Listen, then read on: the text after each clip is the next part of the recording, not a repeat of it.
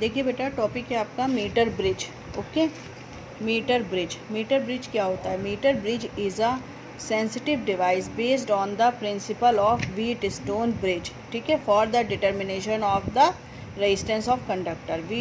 Metre bridge जो होता है एक सेंसिटिव डिवाइस होती है जो व्हीटस्टोन ब्रिज के प्रिंसिपल पर डिपेंड होती है और इससे एक हम अननोन रेजिस्टेंस की वैल्यू फाइंड आउट करते हैं। ठीक, अब ये होता किस तरह का है? ये देखिए, इस तरह की इसकी बनावट होती है। इसमें एक वायर होता है, यहाँ से लेकर के यहाँ तक एक वायर होता है जिसको हम बोलते हैं 1 मीटर लॉन्ग वायर होता है। ठीक है, यहाँ से यहाँ तक वायर की जो लेंथ है वो होती है 1 मीटर। ठीक, ये ए पॉइंट ले लेते हैं हम और ये पॉइंट हम लेते हैं सी। तो ए सी एक वायर होता है जिसकी पूरी लेंथ होती है 1 मीटर। 1 मीटर को जब सेंटीमीटर में चेंज करेंगे तो 100 सेंटीमीटर हो जाएगी। ठीक, तो 100 सेंटीमीटर लंबा ये वायर होता है और ये दो इस तरह से पतली पत्तियां होती हैं, इनमें पेच होते हैं। यहाँ से देखिए एक रेजिस्टेंस बॉक्स जुड़ा रहता है, ये प्रैक्टिकल भी आपकी लैब में है। ये रेजिस्टेंस बॉक्स जुड़ा रहता है। रेजिस्टेंस बॉक्स में यहाँ पर की होती हैं, जैसे मान लीजिए ये 2 ओम की है, ये 4 ओम की है, ये 6 की है, 8 की है, 10 की है, 12 की है। ठीक, तो जो की हम निकाल लेते हैं वो रेजिस्टेंस यहाँ पर माना जाता है। जैसे मान लीजिए हमने 4 की निकाल ली तो इसका रेजिस्टेंस हो गया और रेजिस्टेंस बॉक्स का 4 ओम। ठीक है, अब ये देखिए, ठीक है, और यहाँ पर एक हम अननोन रेजिस्टेंस एस लगाते हैं।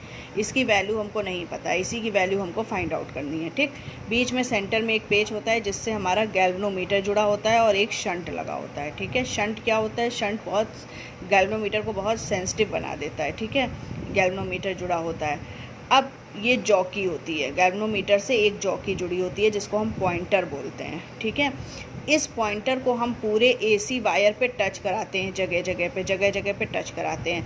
जहाँ पर टच कराने पर गैल्वेनोमीटर में कोई डिफ्लेक्शन नहीं होता है, तो वो कंडीशन आ जाती है व्हीटस्टोन ब्रिज की, है ना। व्हीटस्टोन ब्रिज में क्या होता है कि बीच में गैल्वेनोमीटर लगा होता है, इस तरीके की होती है, ऐसे ऐसे। ठीक है, बीच में गैल्वेनोमीटर होता है तो गैल्वेनोमीटर में कोई डिफ्लेक्शन नहीं होता है, तो ये इसका रेशियो और इसका रेशियो इक्वल होता है रेजिस्टेंस का, है ना। यही होती है बैलेंस कंडीशन।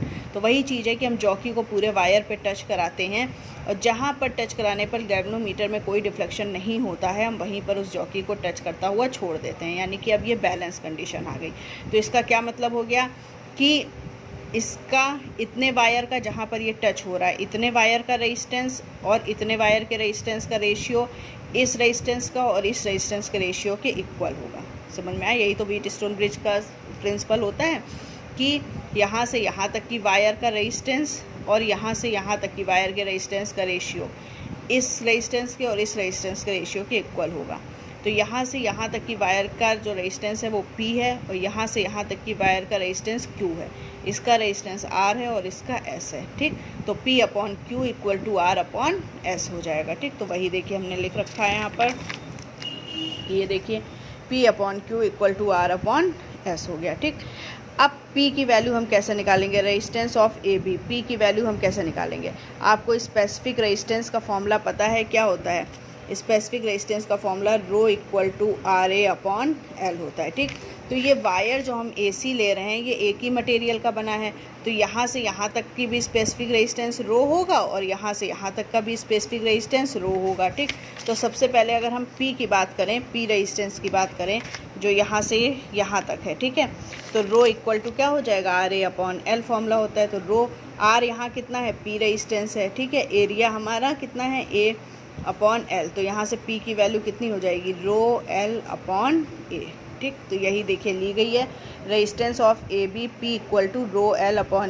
ए स्मॉल ले लिया चाहे कैपिटल लीजिए, कोई दिक्कत नहीं, इसको हमने इक्वेशन 1 ले ली। ठीक, इसी तरह रेजिस्टेंस ऑफ BC हमारा कहाँ है? ये B और ये C। यहाँ का रेजिस्टेंस हमने Q माना है, इसकी वैल्यू कितनी होगी?